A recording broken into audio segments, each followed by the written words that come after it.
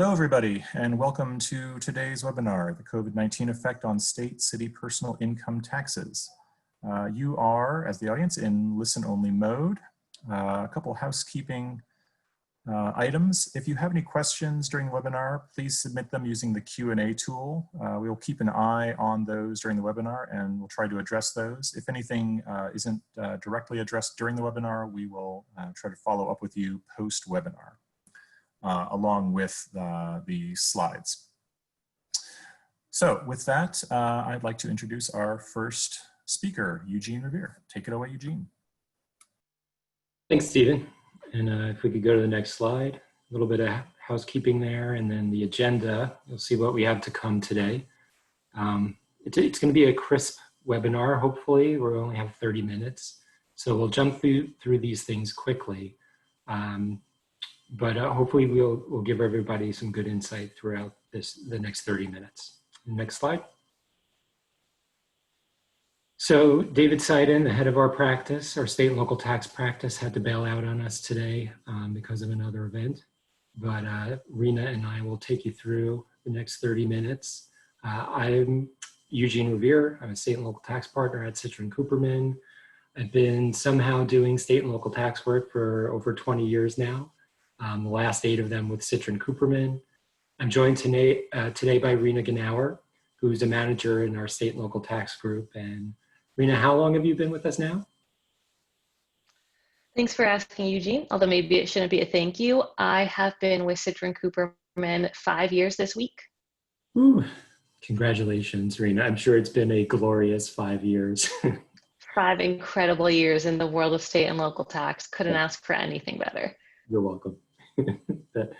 So moving on to the next slide, I just wanted to first off say thanks for everybody joining us today amidst all this craziness. I know that we're dealing with a wide array of emotions right now, from the boredom of self-distancing to anger and fear and frustration. So somewhere in all of that, I think is a question about where you may want to live right now, or maybe where you do need to live, and understanding the state and local tax considerations related to that is what this session is about. You see here on the slide the webinar objectives.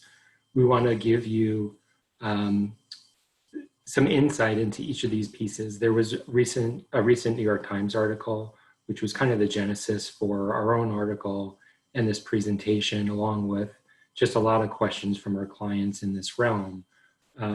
But the article from the New York Times, while it was timely and important, we felt like the issues got very jumbled up, and the technical part of it was just hard to follow. So hopefully we can clarify some of those things today about domicile, statutory residency, and how non-residents pay tax to another state where they may do work or have some sort of sourced income from that state. Go to the next slide, and I'm going to pass it over to Rena to talk about domicile. Thanks, Eugene. So the first key concept, and the reason I want to drive home the idea of a key concept, is that these 3 tax situations are what are going to lead any tax outcomes. So you can be in one of these 3 buckets, so to speak, and that will determine how you're taxed. And the first concept that we'd like to go over is domicile. And your domicile is an individual's permanent residence. One of the things that I think gets so frequently confused is that the word domicile and the word residence are thrown around in the same sentence as if they're synonymous, and that's just not the case. I can't tell you how many times we get on the phone and someone tells us, well, I have 2 domiciles. Or they say, well, my residence is down in Florida. And they aren't the same. And that's a really important point to think about as you continue trying to determine what your tax scenario is going to be. The first important piece about domicile is that you can only have 1 domicile. You don't have 2. It's not that you have one wherever you have a home that you like. You only have 1 domicile because it's your true home. And just like you can only have 1 best friend, you can only have 1 domicile. And then the second part about domicile that's important, and this is something that I think is going to be especially relevant now, is that once you've established that domicile, so once it's clear this is my domicile, it's the burden of proof, first of all, is on the party asserting the change. So if you are claiming you change your domicile, you have to provide that proof. Vice versa, if the state is claiming it, they have to provide that proof.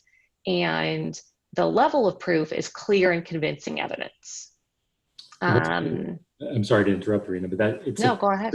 It's a pretty high bar, right? The clear and convincing thing is not, I do one little thing, I change my driver's license or whatever it might be, and now I'm a resident of another state. As we go through the rest of the deck, it'll be clear how high the bar is because of all the complicating factors in this. Exactly. So Lisa, if we can go to the next slide. One of the most important parts about changing your domicile is your takeoff and your landing. So as the taxpayer, you have to prove, again, clear and convincing evidence that you took off, you fully left your old domicile, and you then landed.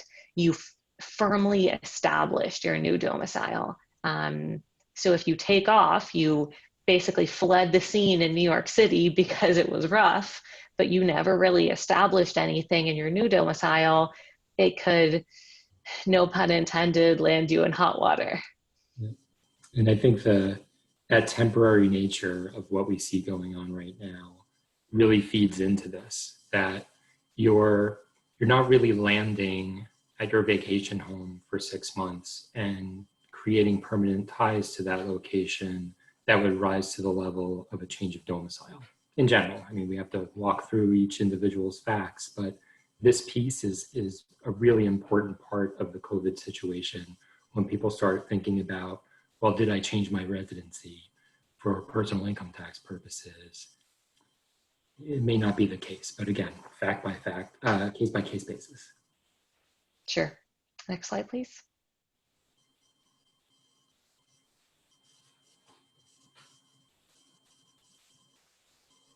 Can we go to the next slide, please?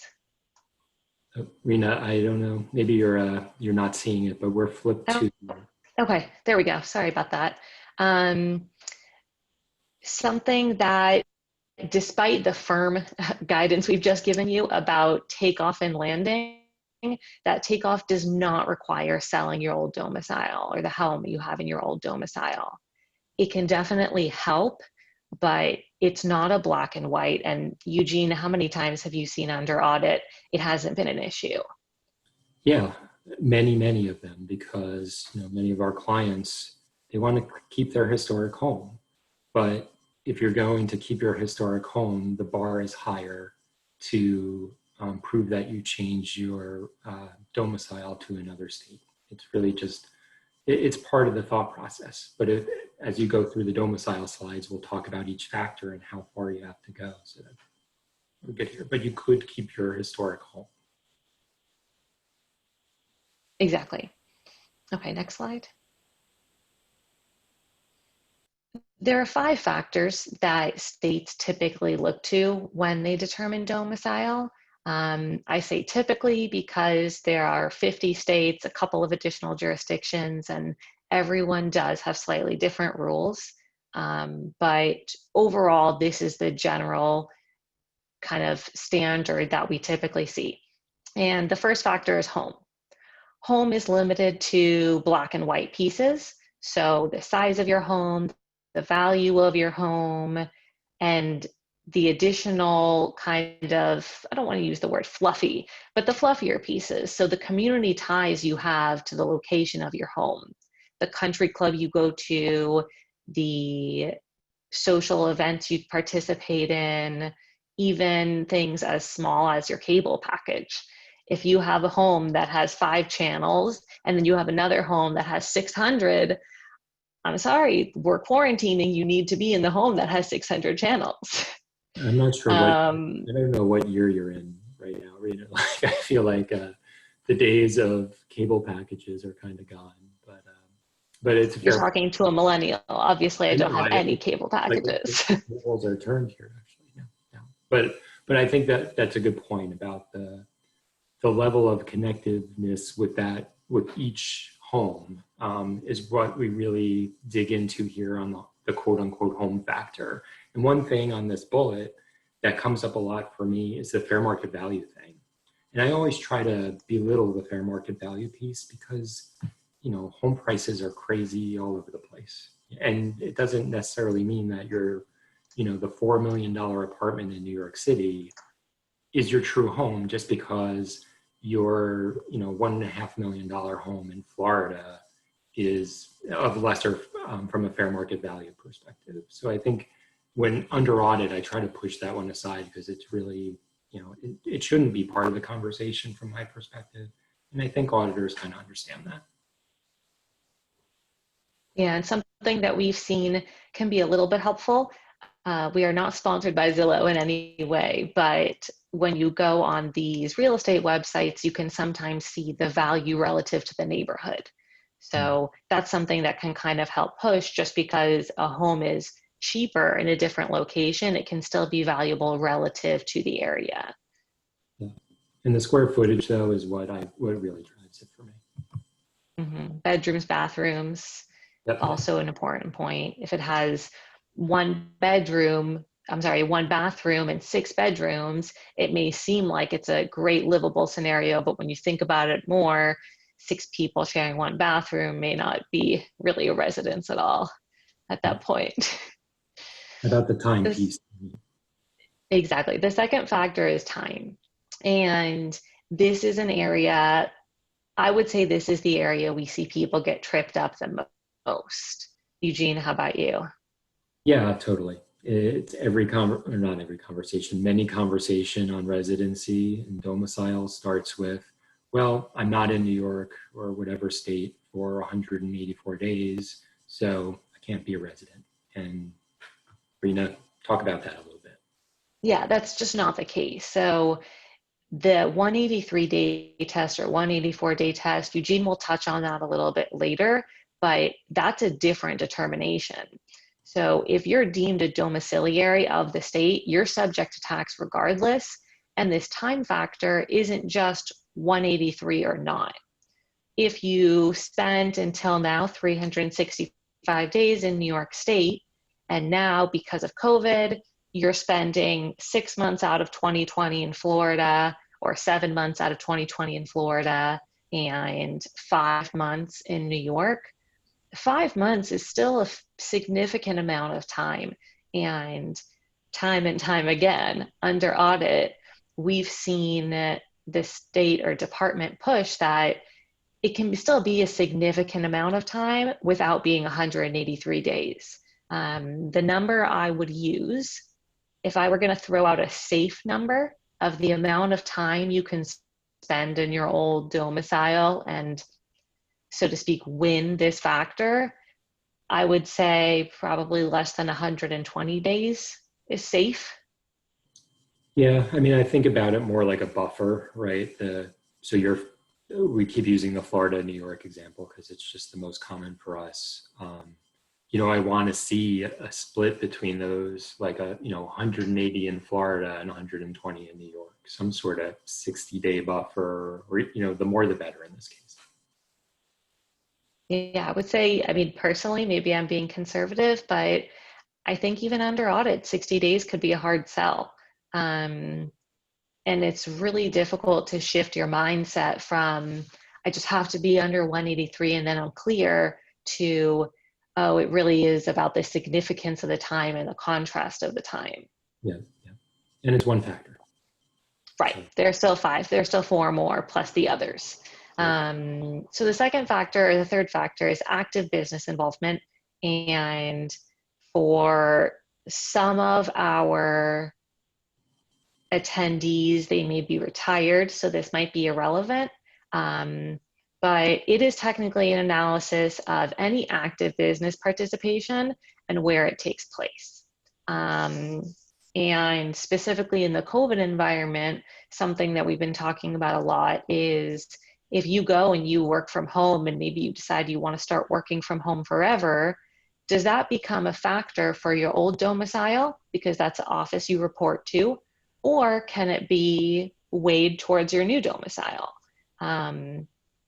And this analysis is something that's existed obviously since before COVID, but especially in this scenario, it's been a very tenuous argument. Eugene, what have you been seeing with people and their specific scenarios? Kind of all over the place on a case by case, but it's a tough spot, especially when it comes to domicile. I mean, there's all issues related to working remotely, about income sourcing that we could touch on a little bit later on. But I think the most important part when, say, you're stepping away from a business, or that the business has become more virtual, that you can operate in the same fashion remotely. So even though the business historically has been centered around a certain state, and then you move, 1,000 miles away, if you're able to function still in the same fashion from a remote perspective, that this factor becomes lessened, I would say, a little bit. Sure, and there are always... Rena, I'm sorry, I'm realizing we probably have to move a lot faster. I know we love talking. Okay. We don't have that much time. Sure. Okay, so that's active business involvement. The next factor is items near and dear. This can be either items of actual monetary value, but also sentimental value. So if you move down your favorite stamp collection, keep a receipt of it and prove that it's there. And again, just to drive it home in terms of COVID, it's unlikely when you move to your summer home or wherever it is that you're moving to, you probably didn't bring your stamp collection, even though it's near and dear. So that's just something that may be impacted here. Family, the general focus, or it's typically limited to your spouse and any minor children, but in certain scenarios, it can be extended on a looser basis to the location of grandchildren or siblings, depending on the scenario. But again, there certainly are planning opportunities. We live in a world where airfare is easy or somewhat easy these days. And there are ways to document support that just because your sister lives in New York, she comes to California every Christmas and every holiday, and that's enough for you. So there's certainly planning opportunities there. And then the last factor is what we call the window dressing. And these are all the things you can probably do from your couch right now. They're almost never enough to push it over the edge, but they're typically an absolute necessity. And those are items like your driver's license, your car registration, if you have a pet license, voter's registration, things like that, paperwork. Yeah, good points. It's like if you don't change these things, we're in a lot of trouble, meaning we're going to have a hard time defending the case under audit. But if you do change them, it's just like the first little baby step. So it could be very damning if you do it, or it just gets you out of the batter's box if you do take care of it. Exactly. Okay, next slide. All right, statutory residency. So this is where the real 183-day test comes in. And so, Eugene, I want to make sure that we drove home as I'm thinking about it. Sorry to interrupt. It's okay. When we talk about domicile or statutory residency, the reason we're talking about these is because there are two ways you can be deemed a resident. And if you're a resident, you're subject to tax on your worldwide income. So one type of resident is a domiciliary. So if the state is your true domicile, and those are the factors we just talked about. It's a subjective test. And now Eugene will talk about statutory residency, which is a more objective test, but gets you to the same place of being a resident. Right. Same exact treatment. Good point, Rena. So statutory residency, in general, it means that you maintain a permanent place of abode for substantially all of the taxable year in a state, and you spend more than 183 days in that state or city. This is a general rule. Some states go off in a different direction. California is the big one for us. And their standard on the statutory residency side is about being in the state for more than a temporary or transitory period of time. It's a rebuttable, there's a 9-month rebuttable presumption, so that if you're there for more than 9 months, the state just thinks you're a resident, but you can rebut that. And we could go deep into what temporary and transitory means, but that's another 30 minutes and we're already behind. So we'll go to the next slide. So breaking down the statutory residency rule real quick. What does it mean to maintain a permanent home?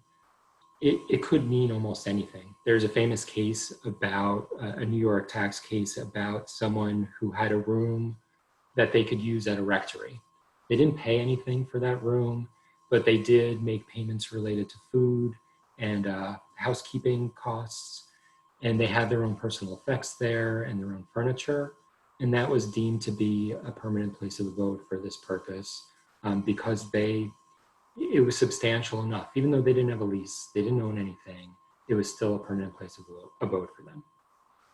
Substantially all in the New York context, by policy means 11 months. So more than 11 months.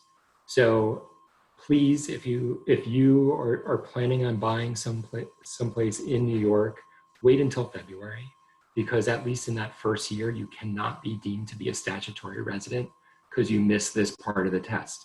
Because if you buy a home in February, for that first year, you can't be a statutory resident because you didn't have that home in New York for substantially all of the year. I have an audit right now where our client purchased their home in New York City on January 27th. Whoops. So that was, the last part is a day. What does a day mean? You know, in this context, it's almost any touch to the state. It could be a 1-hour meeting.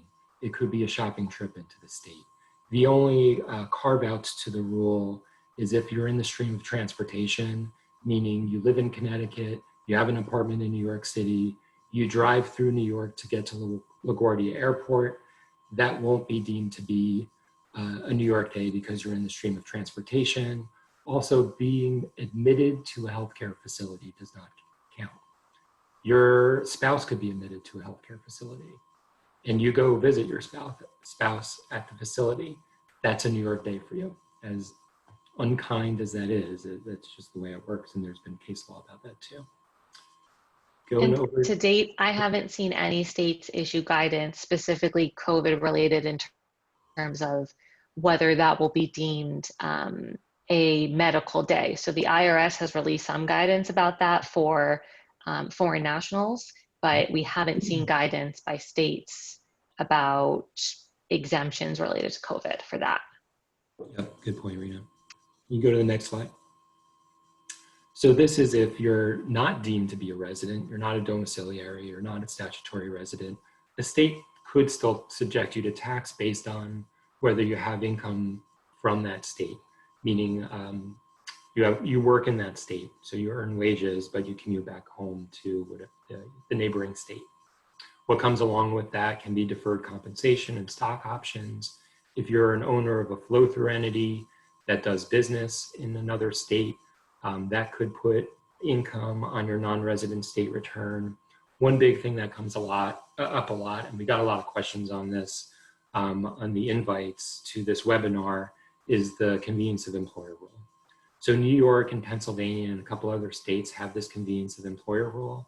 And what it means is that in the New York case, and it's the same in each state that has the rule, is that even if you're working remotely, your wages can still be dragged into New York. Even if you're but sitting in New Jersey or Idaho, it doesn't matter. New York's rule says if you're working remotely for your own convenience as an employee, that's still New York source income. There's some nuances to it where you can walk around the rule, although the bars are a little bit high to do that. But the important part to this is if there's a plan to change residency and this issue still comes up, your wages could still be pulled back into New York, even though you're now a Florida resident. So all the planning that you might do to circumvent New York tax may fall on its face if we're not thinking about this piece of it. So you go to the next slide. Rena, this one's you. So to take all of our work and just throw it out the door, everything we just told you for the last 25 minutes, what it's going to boil down to is a really simple test, or at least I think it's very simple. And so you're in a scenario where you've gone to a new location because of COVID I hate to keep using New York City, but it's been convenient. So you've gone to your summer home somewhere else, somewhere with larger yards and hopefully access to the water, and you're now there. But you know that as soon as COVID, whether it blows over, they just have to start opening up again because they have to, or there's a vaccine, whatever it is. Now my department, it starts opening up again.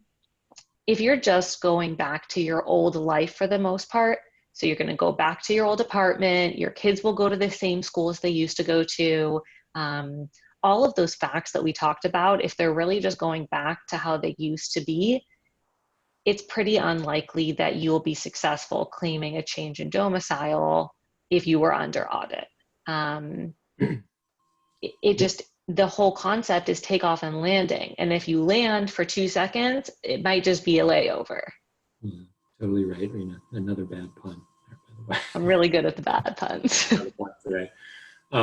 Yeah, so the temporary nature of the stay, I think, is critical. So if you're going to boomerang back to what your life was in however many months, then there's likely not a domicile change there. There really has to be some significant tie made to that other home that changes things.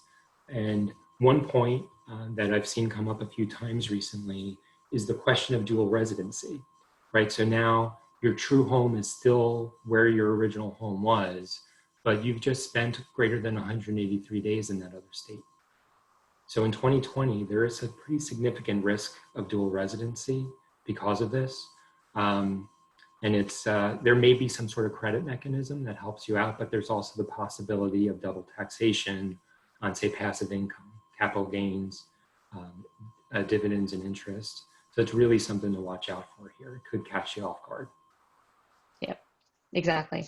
All right, let's get into some examples. Great. All right, so this one's me, Rita, right? Yes. All right, so example one, Mary has been filing as a New York City resident for more than 15 years. She maintains a big home in Westchester County and a small apartment in New York City close to her job. Each year before 2020, she spent greater than 183 days in New York City. So a light bulb should go off there. That's statutory residency. Her kids are going to school in Westchester. So the point of this one is that we really have to understand why you've been filing as a New York City resident. After a long course of time, we may lose sight of whether you're domiciled in New York City or if it was just a statutory residency situation. Here, it kind of smells like Mary is really a domiciliary of Westchester. And with that, if she's going to be in New York City for fewer than 184 days in 2020, there's the distinct possibility that she won't be a statutory resident for 2020, and she just saved about 4% tax on her earnings that year. So it's a critical piece of this analysis to go through the facts to understand the long-term picture, both historically and where you're going into the future. Rena, let's take example 2. Okay. Obviously, Eugene gave me what I think is the harder example. So we've got John. He lives with his family during the year. He's lived in New Jersey for over 10 years. During that time, he's worked in New York City, and his W-2 from his New York City job is his primary source of income. He's over the property taxes and the state personal income taxes, and he just picks up, moves to Florida. He wants to keep his New Jersey home for convenience because he likes it, the market's not good, whatever it is, but he moves to Florida. The employer is going to let him work from there, so he'll work from home, but there's no plan to create an office. And then the last point, which I think does lend some good help, is that the children will start school in Florida. So in this scenario, we're kind of looking through our factors. Home, don't know. Home is a toss-up maybe, but what I think makes this case very interesting or complicated is that because of the convenience of the employer rule Eugene mentioned, it's likely that his working from home in Florida, all that work will be thrown back and sourced to New York. So he's working from home remotely for a New York employer. That will be deemed likely New York sourced income. So the tax savings, if his income was predominantly W-2 income, he's paying New York tax regardless on that W-2 income. So the tax savings may not be substantial enough to really warrant this large life-altering change he's making. Yeah, I mean, if it's a lifestyle change, then fine, go We're for all it. for it. But totally right. The savings part of it may blow up because of what's going on. Exactly. Okay, next slide. And I think just we're probably out of our 30 minutes of time. So just from a concluding thought perspective, I think the point of these bullets is just to look before you leap. Have the conversations with your tax advisors, understand what the rules are and what the income sourcing issues are, like we brought up in the last example. Making sure that the change is worthwhile from a tax savings perspective. Again, if it's just how your lifestyle is going, then great. It actually makes for a very easy residency change audit if you get audited. But you may not see the tax savings that you're expecting here. So I'm afraid we didn't really get to the Q&A part of this webinar, but we'll definitely follow up on all the questions that we received either through the invite system or that came across on the chat during this session. We really appreciate everybody logging in today. Thank you so much for your time and take good care.